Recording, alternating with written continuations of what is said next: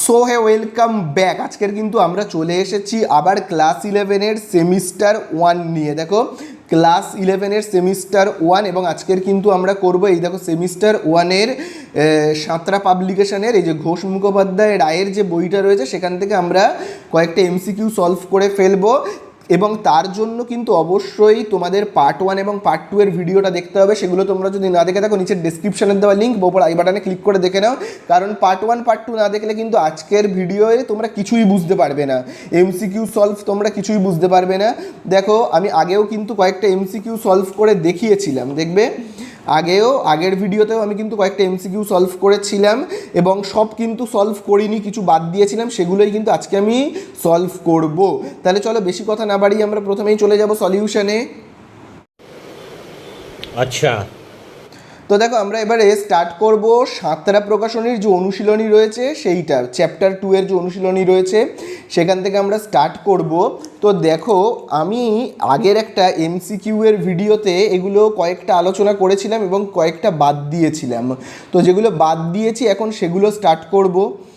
তো দেখো আমরা এবারে করবো 6-এরটা। দেখো 6-এরটায় দেখো বলে দিয়েছে অচলতি সম্পত্তির উদাহরণ দাও। দেখো অচলতি মানে কি, চলতি মানে হলো কারেন্ট, সম্পত্তি মানে অ্যাসেট, কারেন্ট অ্যাসেট, আর অচলতি মানে হলো নন কারেন্ট অ্যাসেট। নন কারেন্ট অ্যাসেট মানে কি কি হবে?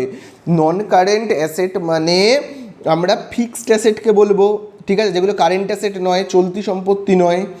তাহলে তার উদাহরণ কি হবে? জমি, ঠিক আছে।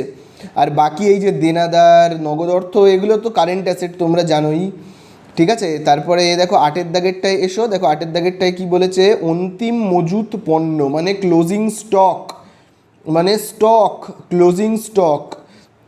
এটা কেমন সম্পত্তি হবে? আমি দেখবে আগের ভিডিওতেই তোমাদের করিয়েছি, স্টক হলো কিন্তু কারেন্ট অ্যাসেট মানে চলতি সম্পত্তি, ঠিক আছে। চলতি সম্পত্তিকে বলা হয় কারেন্ট অ্যাসেট, ঠিক আছে। আর যেটা তোমরা বলো না যে অচলতি, অচলতিকে বলা হয় কি নন কারেন্ট অ্যাসেট অথবা ফিক্সড অ্যাসেট। দেখো এই যে অচলতি মানে কি ফিক্সড অ্যাসেট, ঠিক আছে, মনে থাকবে।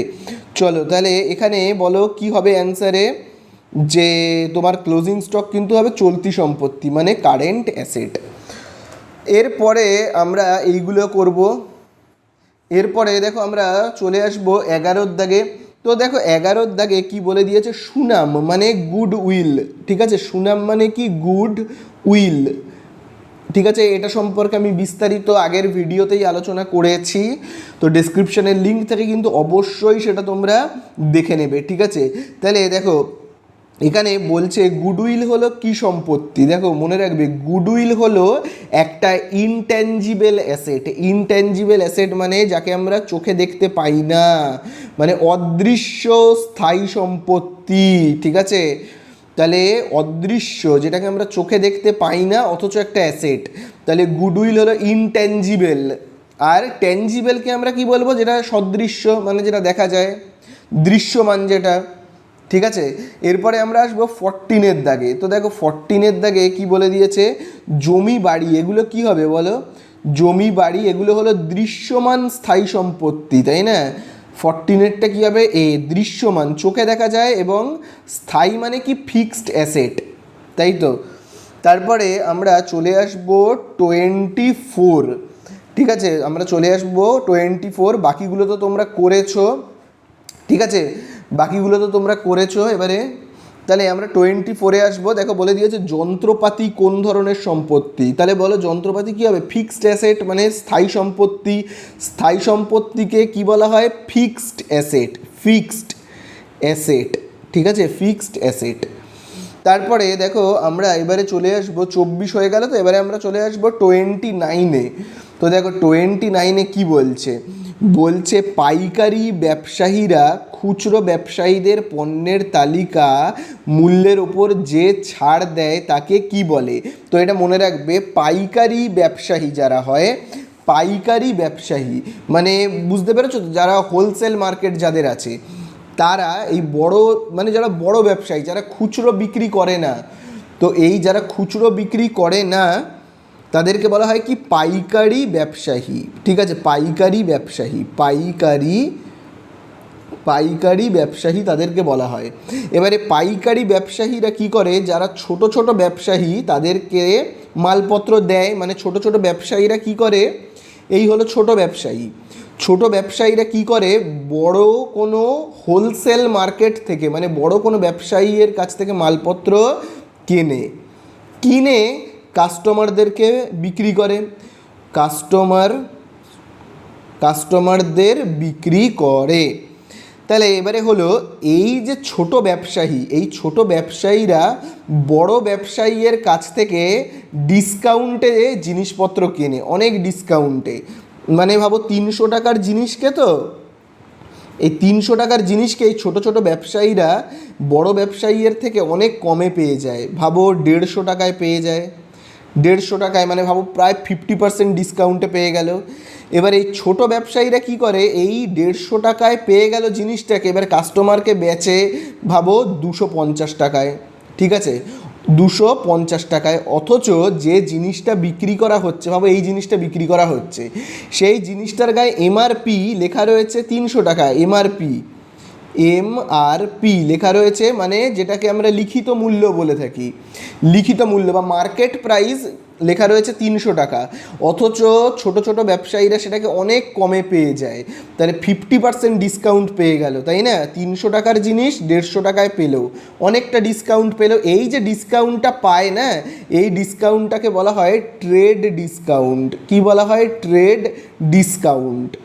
এবারে এই যে দোকানদারগুলো, ছোট ছোট দোকানদারগুলো কাস্টমারদের আবার কি করলো, বললো দেখো 300 টাকার জিনিস আমি 250 টাকায় বিক্রি করে দিচ্ছি, 50 টাকা ডিসকাউন্ট দিচ্ছি বলে এই দোকানদারেরা যে ডিসকাউন্ট দেয় তাকে বলা হয় ক্যাশ ডিসকাউন্ট। ঠিক আছে, বোঝা গেল ব্যাপারটা? চলো এবারে আমরা দেখব যে 29-এর দাগে কি বলে দিয়েছে। দেখো 29-এর দাগে বলেছে পাইকারি ব্যবসায়ীরা খুচরো ব্যবসায়ীদের পণ্যের তালিকা থেকে পাইকারি ব্যবসায়ীরা যে ছাড়টা দেয় তাকে বলা হয় কি, বলা হয় ব্যবসায়িক বাট্টা, মানে ট্রেড ডিসকাউন্ট। ক্যাশ ডিসকাউন্টকে বলা হয় নগদ বাট্টা। তাহলে অ্যান্সার কী হবে? ব্যবসায়িক বাট্টা বা ট্রেড ডিসকাউন্ট। ঠিক আছে, তাহলে 29 হয়ে গেল। এবারে আমরা 29-এর পরের পেজে আমরা যাব 39-এ। দেখো 39-এ কী বলেছে, বলেছে চলতি মূলধনের অন্তর্ভুক্ত। চলতি মূলধন মানে কি, চলতি সম্পত্তিতে অন্তর্ভুক্ত। তাহলে চলতি সম্পত্তি মানে কি? Current asset. তাহলে বলো কারেন্ট অ্যাসেটের মধ্যে কি আসবে, বলো কারেন্ট অ্যাসেটের মধ্যে অন্তিম মজুত পণ্য মানে তোমার ক্লোজিং স্টক আসবে, নগদ অর্থ মানে তোমার ক্যাশ আসবে, তারপরে প্রাপ্য বিল সমূহ মানে তোমার বিল রিসিভেবল, প্রাপ্য বিল মানে বিল রিসিভেবল, এই তিনটেই তোমার কি চলতি সম্পত্তি মানে কি কারেন্ট অ্যাসেট। মানে 1, 2, 4। তাহলে 1, 2, 4 কোথায় রয়েছে? দেখো ডিতে রয়েছে, তাই না? ডিতে রয়েছে, বোঝা গেল? তো দেখো এই হয়ে গেল আমাদের 39। তারপরে আমরা আসবো 40-এর দাগে। তো দেখো 40-এর দাগে বলেছে চলতি দায় মানে কি কারেন্ট লাইবিলিটিস। তাহলে দেখো কারেন্ট লাইবিলিটিসের মধ্যে কি কি আসবে? প্রদেয় হুন্ডি মানে যাকে আমরা বলি বিল পেবেল, বিলের বি পেবেলের পি, ঠিক আছে, বিল পেবেল। প্রদেয় হুন্ডি, পাওনাদার মানে তোমরা জানো ক্রেডিটর্স, পাওনাদার মানে কি ক্রেডিটর্স, ঠিক আছে। তাহলে এই যে এই দুটো, আর মজুত পণ্য তো হলো ক্লোজিং স্টক, আর প্রাপ্য হুন্ডি মানে বিল রিসিভেবল। তাহলে বিল রিসিভেবল আর স্টক তো হলো তোমার কারেন্ট অ্যাসেট। তাহলে কারেন্ট লাইবিলিটিস কারা কারা হবে? 1 আর 3-এরটা মানে তোমার সি এরটা হবে অ্যান্সার। ঠিক আছে, বোঝা গেল? চলো এই আমাদের হয়ে গেল 41। আচ্ছা এরপরে আমরা কোনটা করব বলো তো? 43 করব। বলেছে অলিক সম্পত্তি, তাই না? অলিক সম্পত্তি তার মানে কোনটা হবে বলো এখানে? অলিক সম্পত্তি কিন্তু হবে এই যে প্রাথমিক খরচ, যাকে আমরা বলি প্রিলিমিনারি এক্সপেন্সেস। ঠিক আছে, প্রিলিমিনারি এক্সপেন্সেস হলো একটা অলিক সম্পত্তি। অলিক সম্পত্তিকে ইংলিশে কি বলা হয়? ফিকটিসিয়াস অ্যাসেট। কি বলা হয়? ফিকটিসিয়াস অ্যাসেট। অলিক সম্পত্তিকে ইংলিশে বলা হয় ফিকটিসিয়াস অ্যাসেট, যেটা হলো প্রাথমিক খরচ বা প্রিলিমিনারি এক্সপেন্সেস। ঠিক আছে, আর সুনাম, তারপরে তোমার এই যে ব্যবসায়িক চিহ্ন মানে ট্রেডমার্ক, সুনাম মানে গুডউইল, এগুলো কি? এগুলো হলো তোমার ইনট্যাঞ্জিবল অ্যাসেট। আর অগ্রিম খরচ মানে হলো প্রিপেড এক্সপেন্সেস, যেটা হলো একটা তোমার একটা কারেন্ট অ্যাসেট। ঠিক আছে, বোঝা গেল।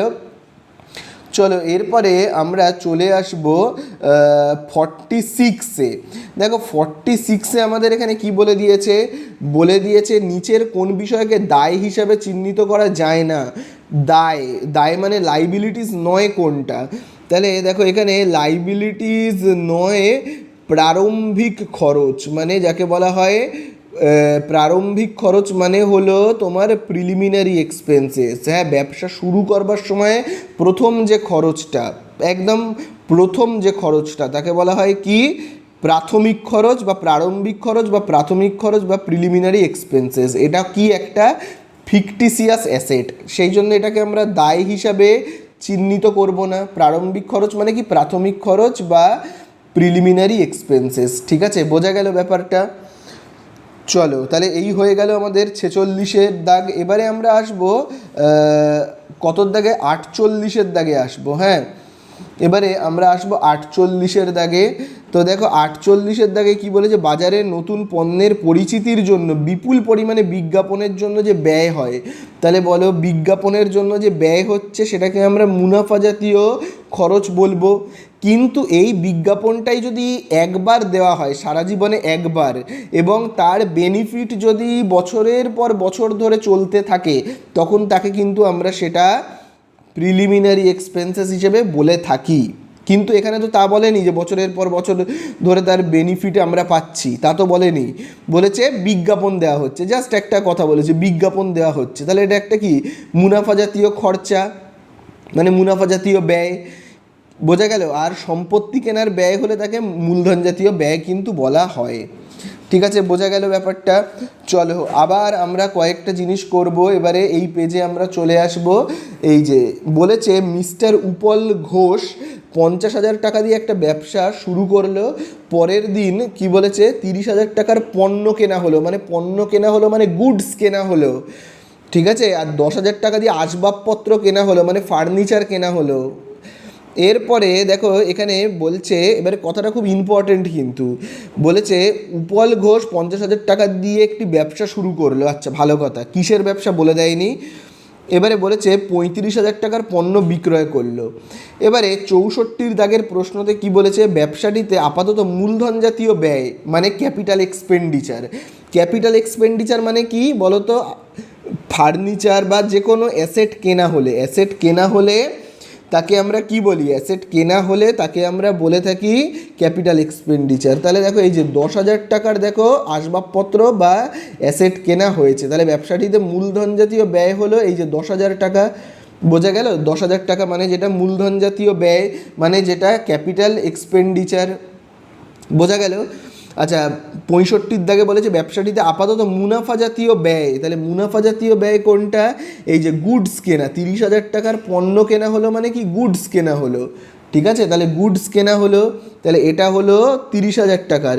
এই যে দেখো 65 দাগেরটা আমার কত হবে, বি, তাই না, গুডস কেনার খরচা, যেটাকে আমরা বলি মুনাফা জাতীয় ব্যয়, মানে রেভিনিউ তোমার এক্সপেন্ডিচার, রেভিনিউ এক্সপেন্ডিচার। আচ্ছা, তারপরে দেখো 66 দাগে কি বলে দিয়েছে, ব্যবসাটিতে আপাতত মুনাফা জাতীয় প্রাপ্তি। মুনাফা জাতীয় প্রাপ্তি মানে কি, গুডস বিক্রি করে যে প্রাপ্তিটা হবে, গুডস বিক্রি করে যে ইনকাম হবে, মানে এই যে পণ্য মানে কি বলো তো, গুডস, পণ্য মানে হলো গুডস, মনে থাকবে পণ্য শব্দের মানে গুডস, সেটা বিক্রি করে 35,000 টাকা আমার ইনকাম হচ্ছে, তাহলে মুনাফা জাতীয় মানে তোমার রেভিনিউ রিসিপ্ট বা রেভিনিউ ইনকাম। ঠিক আছে, রেভিনিউ ইনকাম হবে কত, 35,000 টাকা। বোঝা গেল, তাহলে 66 একটা ডি হবে। চলো এবারে আমরা নেক্সট আরেকটা এরকম সলিউশন করি, প্রবলেমের সলভ করি। মিসেস সুদীপ্তার একটা আসবাবপত্র কেনার কারবার আছে, খুব ভালো করে বুঝবে যে বিজনেসটা সেটা হলো ফার্নিচারের বিজনেস, বিজনেসটাই ফার্নিচারের। ঠিক আছে, এবারে বলেছে কি 10,000 টাকার একটা যন্ত্রপাতি কেনা হয়েছে, 10,000 টাকার যন্ত্রপাতি কেনা হয়েছে, তাহলে এই যন্ত্রপাতিটা হলো আমার কাছে একটা অ্যাসেট, যন্ত্রপাতিটা অ্যাসেট। 25,000 টাকা দিয়ে ফার্নিচার কেনা হয়েছে, আসবাবপত্র কেনা হয়েছে, মানে ফার্নিচার কেনা হয়েছে, তাহলে বলো ফার্নিচারের দোকানে যদি ফার্নিচারই কেনা হয় তাহলে সেটা কিন্তু গুডস। বোঝা গেল, সেটা কিন্তু গুডস, কারণ আসবাবপত্রগুলো কেনা হচ্ছে রিসেলের জন্য, মানে কেনা হচ্ছে বিক্রির জন্য। গুডস মানে কি, যেটা কেনাই হয় বিক্রির জন্য, রিসেল তার জন্য।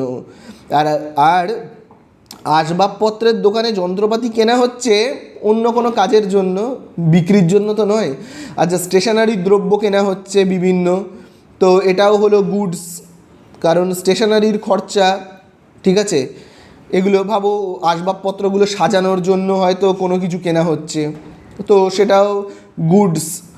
তারপরে দেখো 3,000 টাকা মজুরি প্রদান করা হচ্ছে, মানে ভাবো দোকানে যে কাজবাজ করছে তাদেরকে মজুরি প্রদান করা হচ্ছে। তো এবারে দেখো এখানে 67 দাগের প্রশ্নতে কি বলেছে, বলেছে খুব ভালো করে দেখবে। 67 দাগের প্রশ্নতে উপরের পণ্যদ্রব্য সংক্রান্ত লেনদেন কোনটা? পণ্যদ্রব্য সংক্রান্ত লেনদেন, তাহলে পণ্যদ্রব্য সংক্রান্ত লেনদেন মানে হলো তোমার গুডস নিয়ে ট্রানজাকশান হচ্ছে এইটা, গুডস। এই যে দেখো গুডসের ট্রানজাকশান হলো এইটা। এটাকে আমরা মানে গুডস কেনার ঠিক খরচ বলবো না, এটাকে আমরা একটা রেভিনিউ, তোমার কি বলবো, ছোটোখাটো এক্সপেন্সেসই বলবো, রেভিনিউ এক্সপেন্সেসই বলবো, ঠিক আছে। তো এটা একটা রেভিনিউ এক্সপেন্সেস। আচ্ছা, তাহলে 25,000 টাকার আসবাবপত্র কেনা হলো, এটা হলো তোমার পণ্যদ্রব্য মানে গুডস রিলেটেড একটা ট্রানজাকশান, ঠিক আছে। তাহলে 67 দাগেরটা বি হবে। আচ্ছা, এবারে আমরা আসবো 68 দাগে। বলেছে ওপরের লেনদেনগুলির মধ্যে মূলধন জাতীয় ব্যয় কোনটা? মূলধন জাতীয় ব্যয় মানে অ্যাসেট কেনার ব্যয়। এই যে তোমার অ্যাসেট কেনার ব্যয় দেখতে পেয়েছো তো, এই যে অ্যাসেট কেনার ব্যয়, 10,000 টাকার যন্ত্রপাতি কেনা হলো, এটা হলো অ্যাসেট কেনার ব্যয়। তাহলে কোনটা হবে তোমার? 68টা এ হবে, তাই না? চলো এবারে আমরা 69 দেখি আসি কি বলে, দেখি 69 দেখো বলছে ওপরের লেনদেনগুলির মধ্যে মুনাফা জাতীয় লেনদেন কোনটি? মুনাফা জাতীয় মানে তোমার রেভিনিউ যে ট্রানজাকশান কোনগুলো বলো? Revenue transaction. গুডস কেনা হলে সেটা একটা রেভিনিউ ট্রানজাকশান, তাই না? গুডস কেনা হলে, এই যে তোমার গুডস কেনা হচ্ছে, তাহলে এটা একটা রেভিনিউ ট্রানজাকশান। আচ্ছা, তারপরে 2,000 টাকার স্টেশনারি কেনা হচ্ছে, এটা একটা রেভিনিউ ট্রানজাকশান। 3,000 টাকার মজুরি দেওয়া হচ্ছে, রেভিনিউ ট্রানজাকশান। তিনটেই তোমার 2, 3, 4। তাহলে এই যে 2, 3, 4, তাহলে এই যে সি এর দাগেরটা হবে 2, 3, 4 হলো রেভিনিউ ট্রানজাকশান। 70 দাগে দেখো কি বলেছে, ওপরের লেনদেনগুলিতে মোট মুনাফা জাতীয় ব্যয়, বলো মোট মুনাফা জাতীয় ব্যয় কত হবে? তাহলে রেভিনিউ, তোমার রেভিনিউ ট্রানজাকশানগুলো দেখো তাহলেই তো হয়ে যাবে, তাই না? রেভিনিউ ট্রানজাকশানগুলো দেখি। দেখো মুনাফা জাতীয় বলেছে কি ব্যয়, তাহলে আসবাবপত্র কেনা এটা একটা তোমার মুনাফা জাতীয় ব্যয়। গুডস কিনতে খরচা হয়েছে 25,000, স্টেশনারির জিনিস কিনতে খরচা হয়েছে 2,000, মানে টোটাল 27,000। আর 3,000 টাকার মজুরি দিতে হলো, মানে টোটাল কত তোমার হলো 30,000। তাহলে এই টোটাল 30,000 হলো কি মুনাফা জাতীয় ব্যয়, ঠিক আছে। মুনাফা জাতীয় ব্যয় মানে যেটাকে আমরা বলি কি রেভিনিউ এক্সপেন্সেস তোমার হলো কত? 30,000, তাই না? লাস্ট 71 দাগেরটা বলেছে লেনদেনগুলির মধ্যে মূলধন জাতীয় ব্যয় শুধু এই তোমার অ্যাসেট কিনতে যে খরচাটা হচ্ছে, অ্যাসেট কিনতে যে টোটাল খরচাটা হচ্ছে, এই যে দেখো, ঠিক আছে, এই যে 10,000 টাকার যন্ত্র কেনা হলো, অ্যাসেট কেনা হলো, এটাই হলো তোমার মূলধন জাতীয় ব্যয়, তাই না? মূলধন জাতীয় ব্যয়। তাহলে মূলধন জাতীয় ব্যয় হবে তোমার এই যে 10,000টা। বোঝা গেল? खत्म। Bye bye, tata, good bye.